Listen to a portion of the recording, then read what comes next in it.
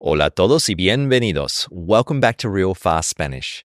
In this video, we're going to break down the 6 must-know uses of the Spanish pronoun lo. Now, I recently did a video on the pronoun ser, and I want to follow it up with another on lo because it is the 3rd most common pronoun in Spanish, and it equally causes many headaches for students. So for the first use of lo, we can find it as a direct object pronoun, where it means it or him, and then there's the female version, la, which means it or her. So if you're in a market in Mexico, for example, and you see something you want to buy, you can say to the shop owner, I want it, which in Spanish would be lo quiero, lo quiero. Now, if you aren't sure if the object you are pointing at is male or female, you would just default to the male form. Now, you can also notice that unlike English, we need to put the lo before the verb. So in English, we say, I want it. In Spanish, we kind of need to say it, I want. A few more examples. We could say, I need it, lo necesito. I see it, lo veo. Now to make these negative, we just need to put a no at the start. I don't see it, no lo veo. Now in terms of using the female form, a simple example might be if someone asks you, hey, do you want this bottle? ¿Quieres esta botella?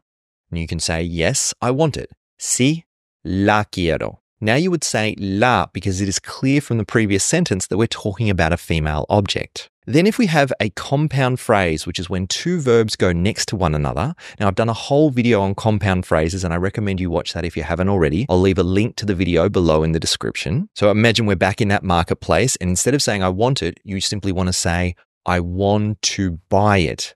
Now we have those 2 verbs, I want and to buy. Now, when this happens, we can put the lo at the start or the end of the compound phrase. So to say, I want to buy it, we can say lo quiero comprar or quiero comprarlo. And you can also see that when we put the lo on the end, it needs to attach to the verb. Now, as I mentioned earlier, lo can mean it or him, and it depends a lot on the context. For example, if we look at a sentence like from earlier when we said, I want it, lo quiero, now, we actually need context to tell us what it means. For example, if someone says, do you want this car? ¿Quieres este coche? You can say, yes, I want it. Sí, lo quiero. But then in contrast, if someone asks, for example, do you love your boyfriend? ¿Quieres a tu novio? And you want to say, yes, I love him. Then you would say, sí, lo quiero. Now, just on that example, if you'd like to understand why I put an a in there, ¿quieres a tu novio? Check out my video on the personal a. Again, I'll leave a link below in the description. It'll explain why we need this a there. Now, the next use of lo is when we combine it with an adjective. An example you might have seen before is lo mismo. Now, when lo is followed by an adjective, you can think of lo as meaning thing or the thing. So, for example, it is the same thing. Es lo mismo. I'm going to do the same thing.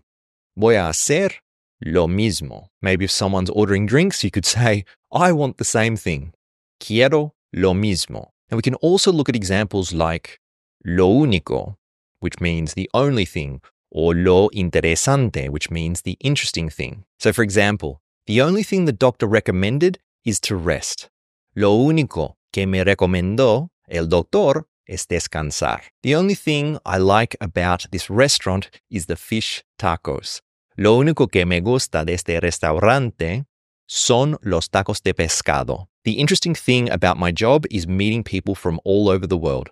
Lo interesante de mi trabajo es conocer a gente de todo el mundo. The next use of lo is in the phrase lo que, which means what or whatever when these 2 words appear in the middle of a sentence in English. Now, I've done a whole video on lo que, so I'm not going to provide an in-depth explanation here. Check out that video to see more, and again, I'll leave a link below. But a few quick examples. This is not what I need. Esto no es lo que necesito. What I want is not available. Lo que quiero no está disponible. He says what he wants without thinking about the consequences. Dice lo que quiere sin pensar en las consecuencias. The next use of lo is in the phrase lo de. And similar to the use with adjectives, we can think about this as meaning the thing about or even the situation about. So for example, we need to talk about the thing with Clara or we need to talk about Clara's situation. Tenemos que hablar de lo de Clara. Another example, what is happening with that work thing? ¿Qué pasa con lo del trabajo? Now, the next use of lo can be confusing, and we get a lot of questions about this one. It happens when lo combines with ser or estar. Now, normally we can think of the third person of both ser and estar as it is. For example, it is fun, es divertido. It is okay, está bien. So then if we find lo es or lo está, it kind of sounds like it is, or it is it, which kind of sounds confusing when you translate it like that. But if you find this in Spanish, lo es or lo está, the lo is referring to something that happened earlier in the sentence or a previous sentence. So take the following example. She said he is tall, but he isn't. Ella dijo que era alto, pero no lo es. Now, I think it helps in this situation to think about the English sentence as she said that he was tall, but he isn't that, where that is referring to being tall. And lo is kind of filling in that role of that in Spanish. So another example would be, my boss thinks it's a good idea, but it's not. Mi jefe piensa que es una buena idea, pero no lo es. Are the girls happy? Yes, they are. ¿Están contentas las chicas? Sí, lo están. Now notice in these last two examples that we have buena and contentas, two female adjectives and one that's in plural form. Now, regardless of whether they're female or masculine or plural, when we're using this use of lo with ser and estar, we don't match for gender or plural. Again, it kind of helps to think about it as being that. So are the girls happy? Yes, they are that. Now, the next use of lo is in common Spanish phrases.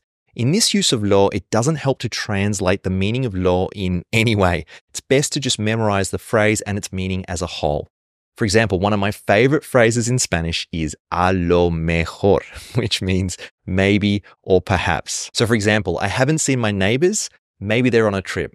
No he visto a mis vecinos, a lo mejor están de viaje. He has a fever, maybe he has an infection. Tiene fiebre, a lo mejor tiene infección. Another common phrase with lo is por lo tanto, which means therefore or hence. So for example, they have a lot of work, so they aren't going to the festivities. Tienen mucho trabajo, por lo tanto no van a las fiestas. I lost my passport, so I cannot travel. Se me perdió mi pasaporte, por lo tanto no puedo viajar. Now I've written an article and I've put together a PDF of all of the uses of lo from today's video and more examples. You can find a link to the article and the PDF in the description below. In addition, for the last use of lo, there are several other phrases like a lo largo or por lo menos, and I've discussed some of these in my previous video on the most common everyday Spanish phrases. You can check out that video here.